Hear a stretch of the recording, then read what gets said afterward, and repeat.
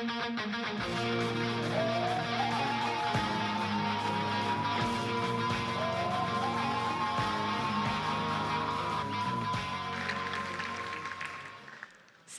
first, I want to thank the BSides team for organizing such a great conference and for the opportunity for giving me the opportunity to speak here today. And thank you for coming.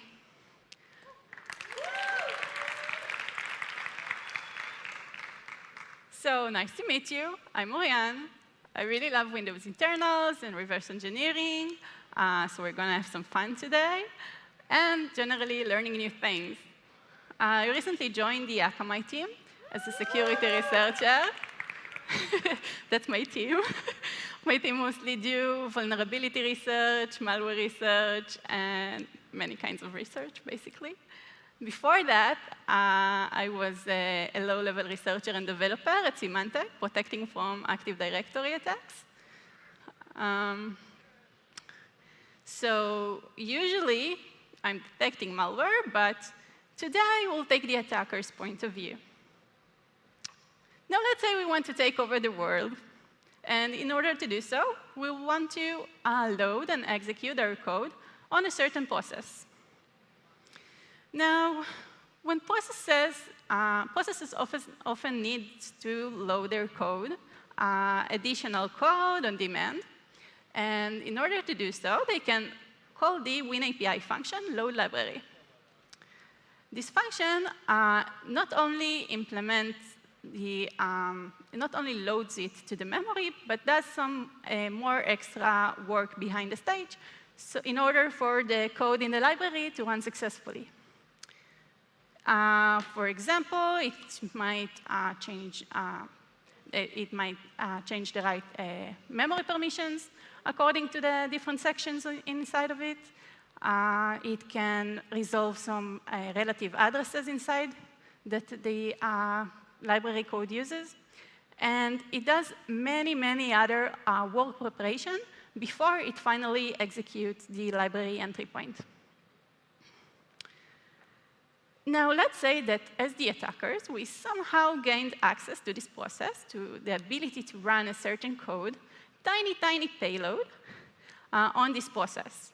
But we want to run some more complicated code, so let's load it from a DLL file. Now, we can call the load library function, but we will have two main problems with it.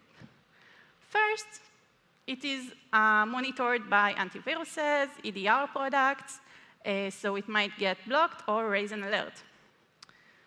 Second, this function registers into internal structures of the operating system, such as the loaded module list that every process has.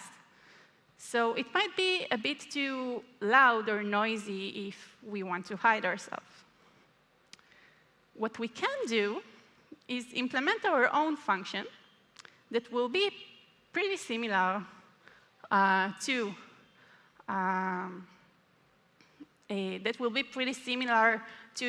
the load library implementation, but would skip the noisy part of it. So we said that we can't use the load library function, and we need to somehow achieve its functionality by calling other bits of code from unexported functions down its call stack. Today, actually, this is exactly what Reflective Loader does. And today, we'll see how they do it. But first, what is reflective loader? So reflective loading is a library injection technique. It kind of implements a tiny, a minimal PE loader itself, and eventually it allocates and executes the payload from within the memory process, the process memory. Now, reflective loading is a widely used technique. And it exists in many open source tools, such as Blackbone. if, wait. OK. So it exists on many open source tools. If you want to take a further look at it, Backbone is a good example for one, but there are really many others.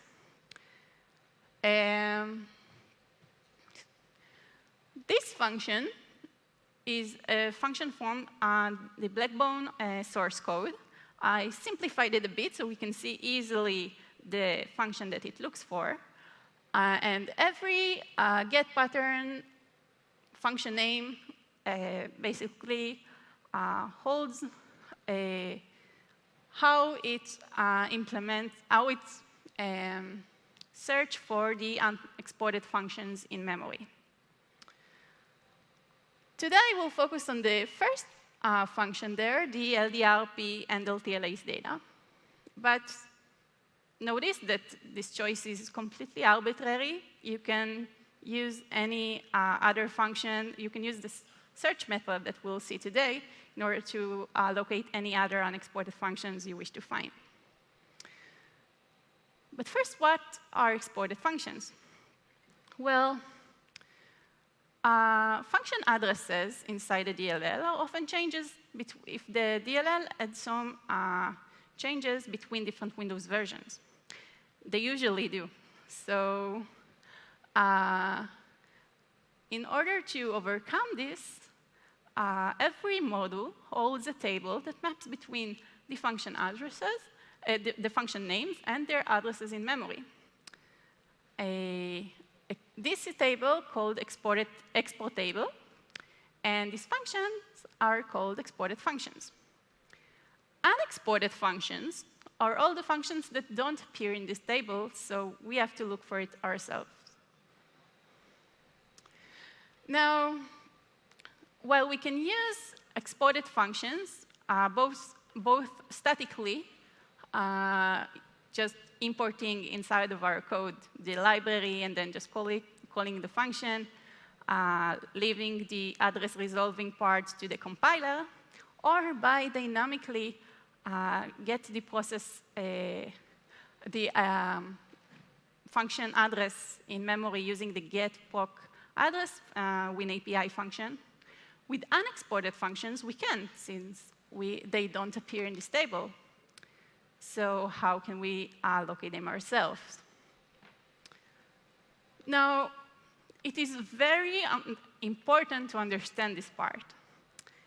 Reflective loaders need to resolve this function during runtime. During runtime, we don't have any symbols. We don't have access to the function names. We actually have no way to guarantee that we hit the right function, or even in the start address of the function.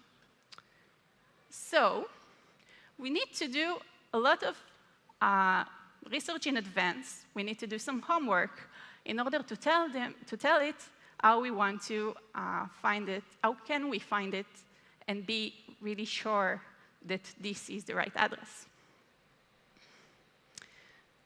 So today, we'll explore 3 different ways to do it. Then we'll see how we can automate this process to make it easier for us to compare between the search data between the different Windows versions. And finally, we'll be able to choose which one is the best way for our target function. Why do we need 3 different ways to locate this function? Can't we just calculate its offset from the module start address? Well, you might ask yourself that, but the answer is that it would be very unstable in this case, because we don't know in which part of the DLL the function will be. And it is very likely that we will have to hold a different offset for every Windows version. We want something more generic than that. But what if we could somehow calculate the offset from a position that is closer to our function address? Then it will be less likely to be changed, this offset. So our first method for today would be to locate a unique byte sequence within the boundaries of this function, and then calculate our offset to the start address of the function. So this is part of our target function code. This is the disassembled view taken from the IDA disassembler. And it consists of two parts.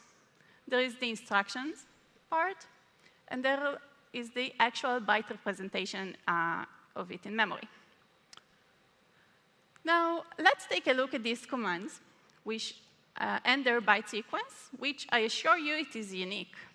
And why is it important for it to be unique?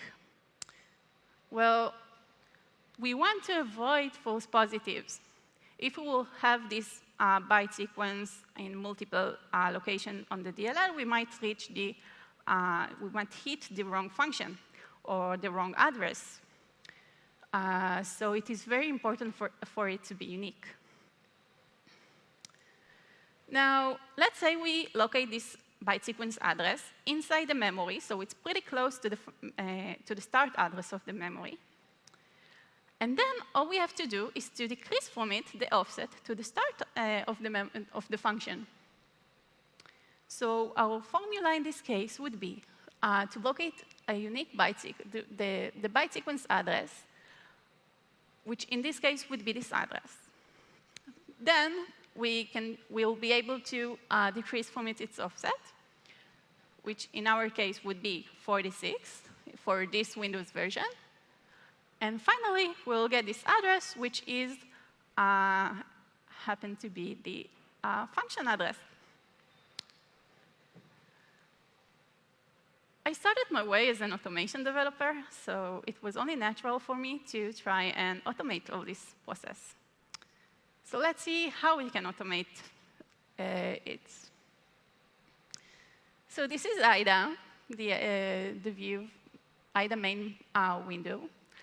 And it has a built-in Python interpreter in every in IDA Pro versions.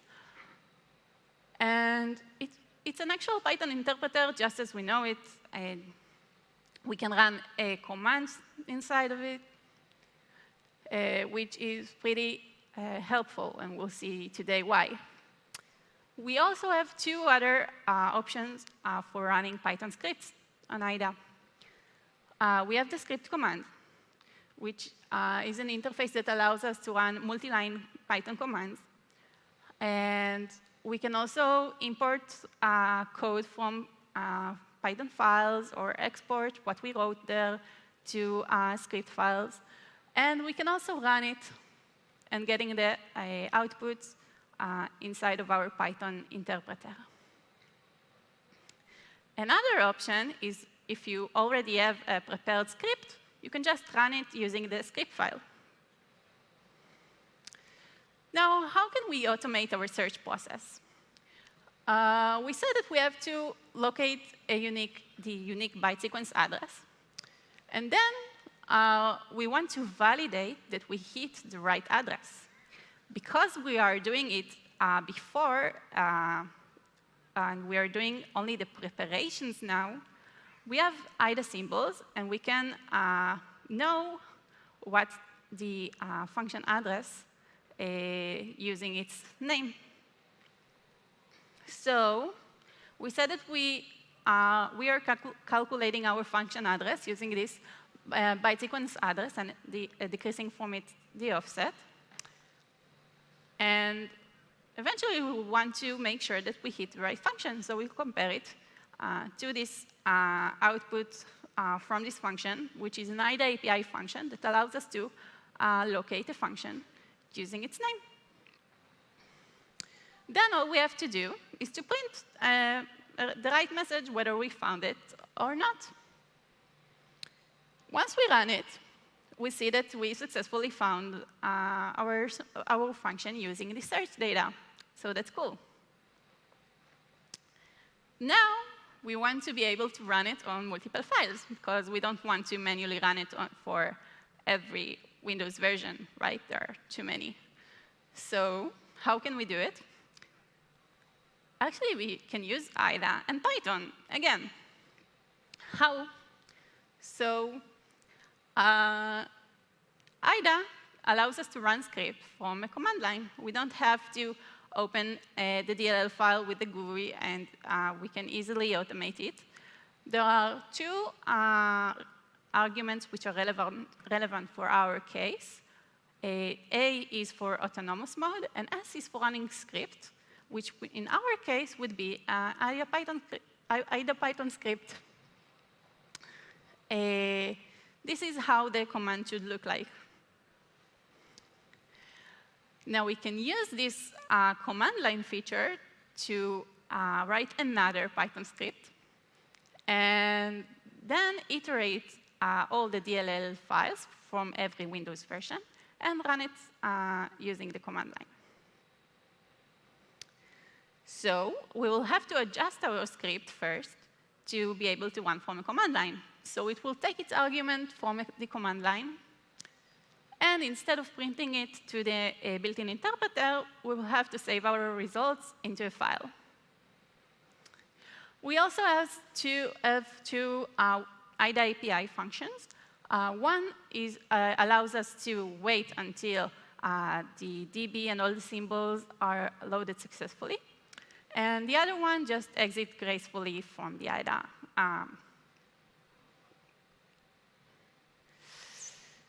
Next, now we want to have a separate file, another Python script, that will hold all of our search data and all of our DLL files.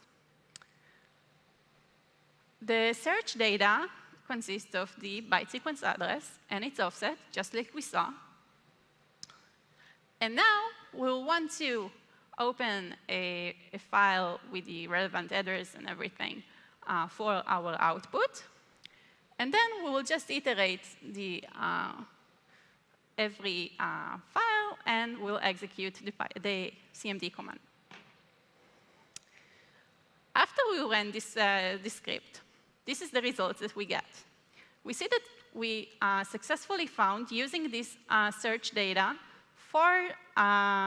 this function on 4 different Windows versions. But that's not good enough.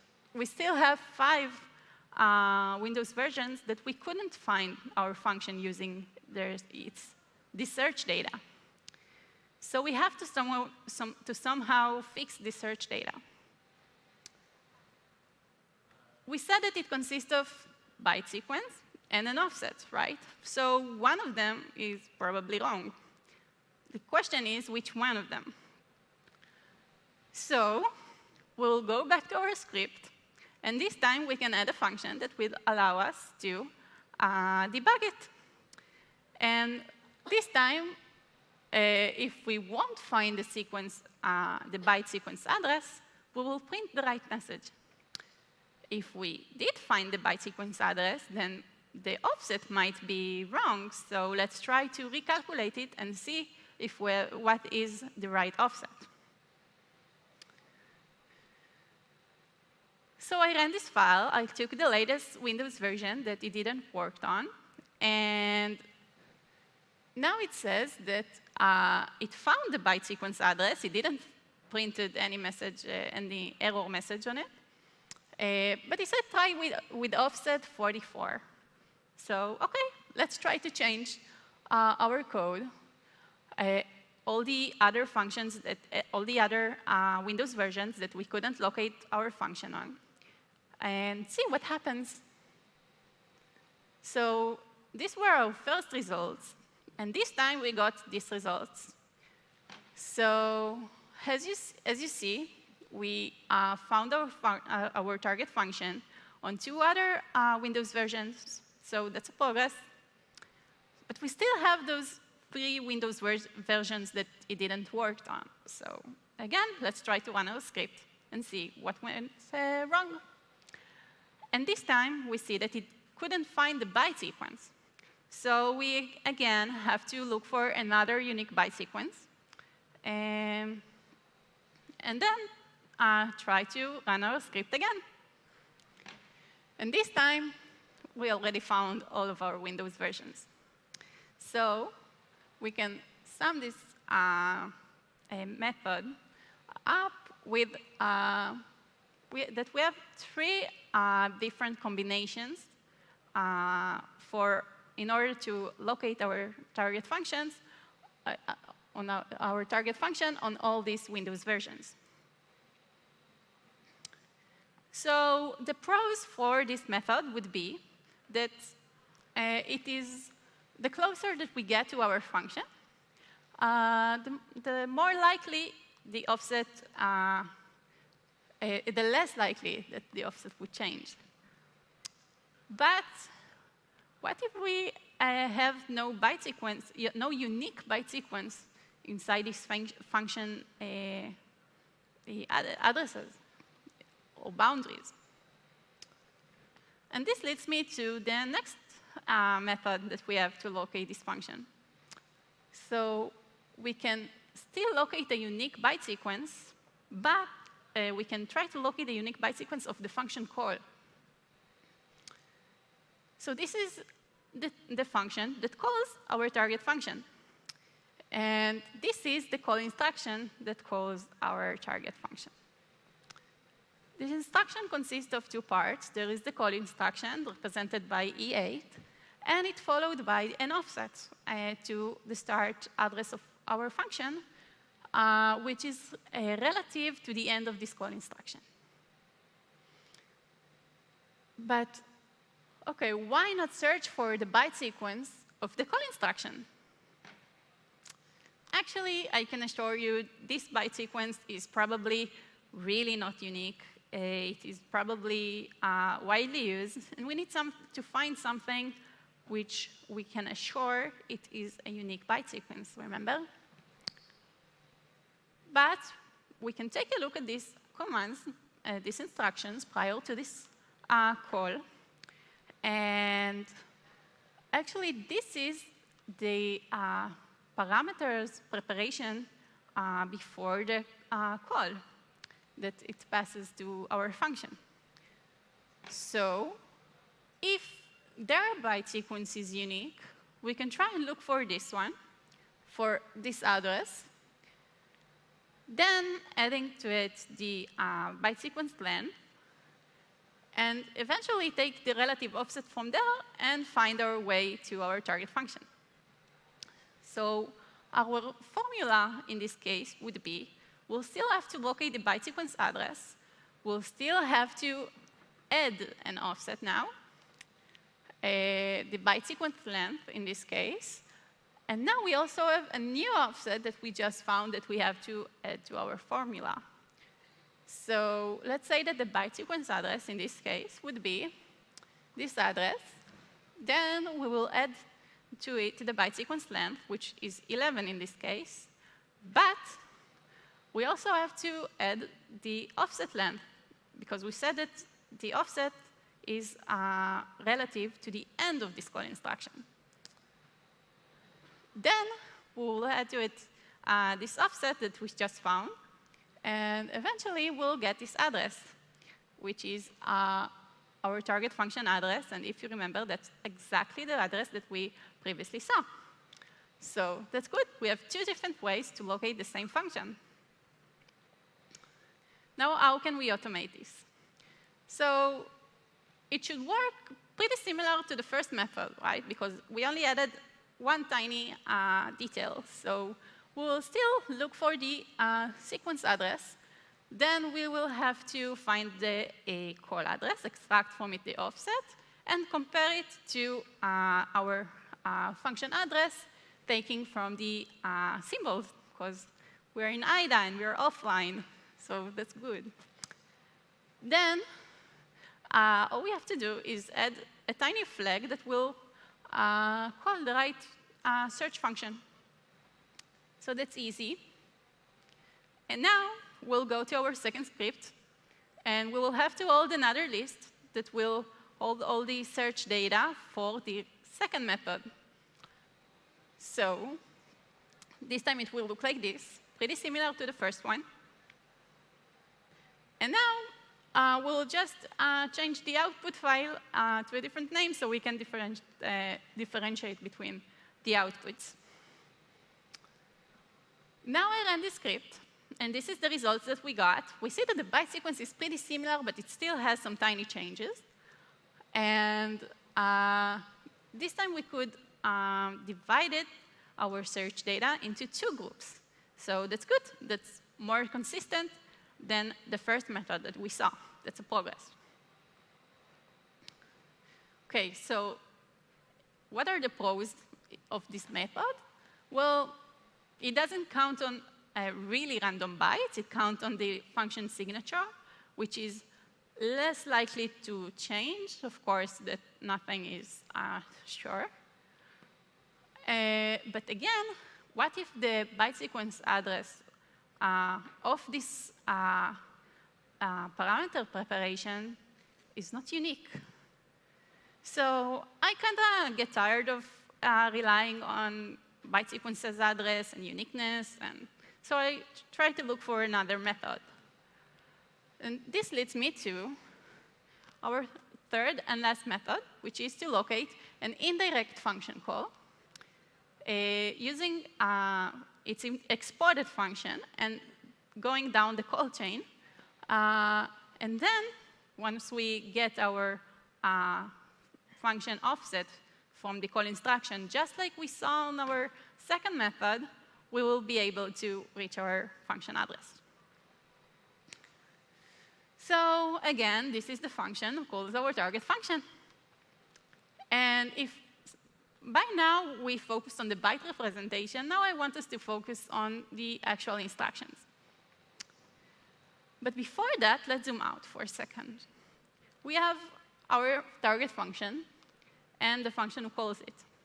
But what if the function who calls it is not exported? So there has to be another function who calls it, and another function who calls it, and so on, until we reach our exported function, which in this case would be LDR DLL. And of course, let's not forget that the function who calls our target function also might call other functions. And back to our code. Now I want us to take a look not only on part of our function code, but I want us to take a look at the entire function code. And actually, I want us to focus on the call instructions inside of it. Did you spot our target function? Well, it's this second call.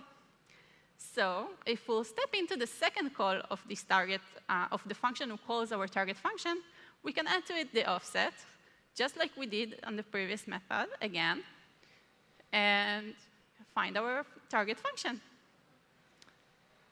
But remember this picture? Well, we found a way to locate our target function.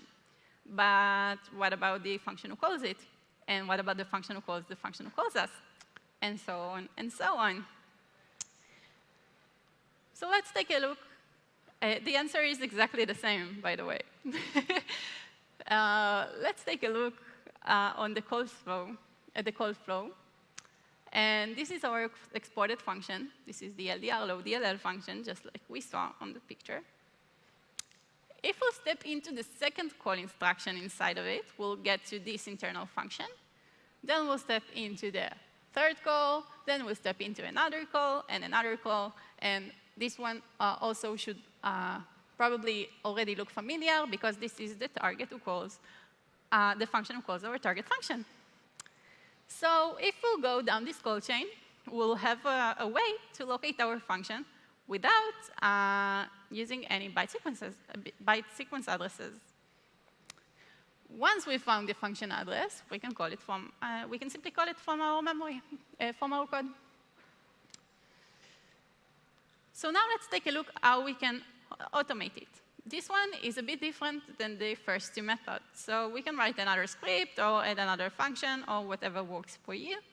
And now we have to get all the code, all the call instruction inside the memory, and try to find the function.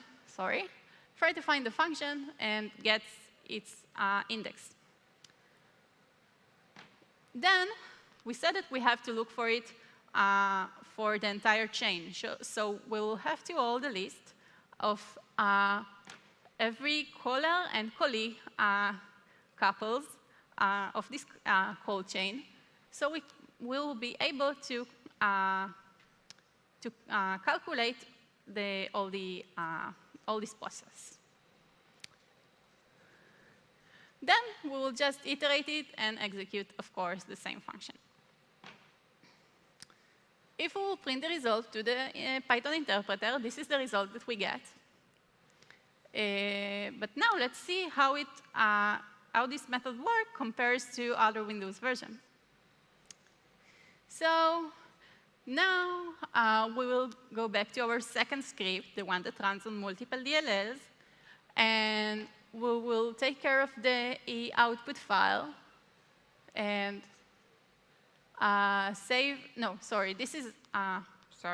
this is the first script, and we need to adjust it to write the output to a CSV file.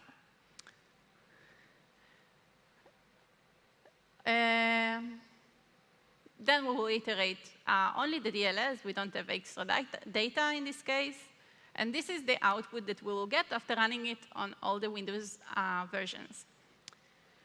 So we see that the first couple is pretty stable. It's almost always the second function call. The second couple and the third couple also very stable. Seems to be like they seem to not change at all. The fourth one again. And our caller function that calls our target function, also very stable, and it's also always the second function that's being called. But the problem starts here in this line. We can see that this function is very inconsistent.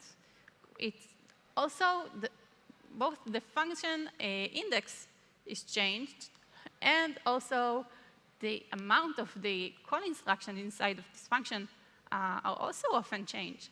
So it probably means that this function changes oftenly, and we don't really want to count on it. So if we'll take a closer look and we'll try to sum it up, if we would look for any one of these first 4 internal functions, we could successfully use this method to locate them. But starting from this function that's starting to make some troubles, we can't really rely on it. So let's sum this method. Well, it doesn't rely on any byte sequence address, no uniqueness, no random. Good. But we have to remember that the farther we go down the call chain, the chances that we won't be able to find our function or that it would be stable decreases. So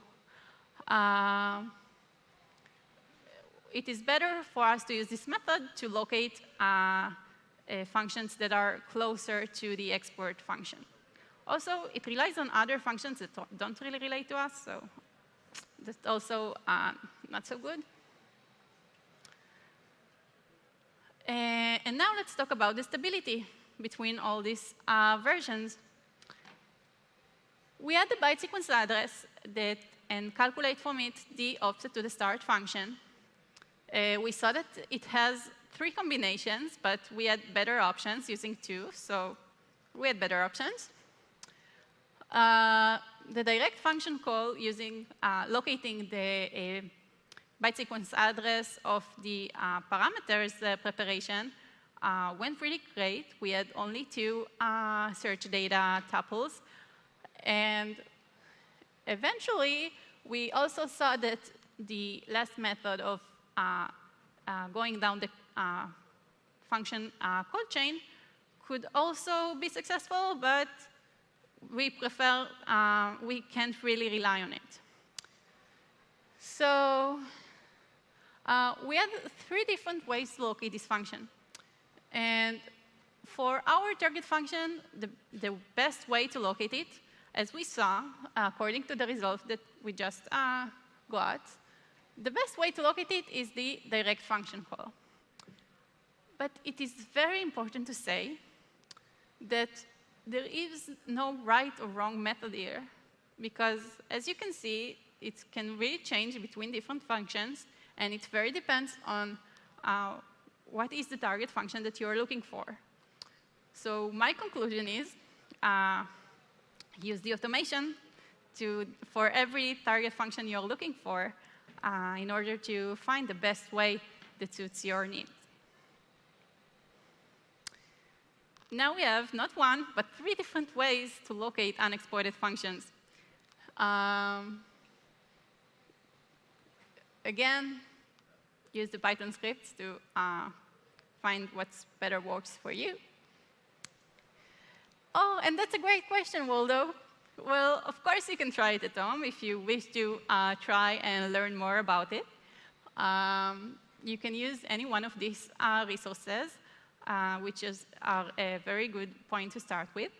And I will also try to, I will also post this resources link to Twitter account, to my Twitter account. We'll have a Twitter thread. If you have any additional resources, feel free to share them. And of course, the GitHub repository with all the scripts that we saw today will be uploaded later on today. Also will be posted on Twitter. That's my Twitter handle. We don't have really time for questions due to time constraints, but for any questions, feel free to contact me either on Twitter or now, or whenever you feel like. And that's it. Thank you.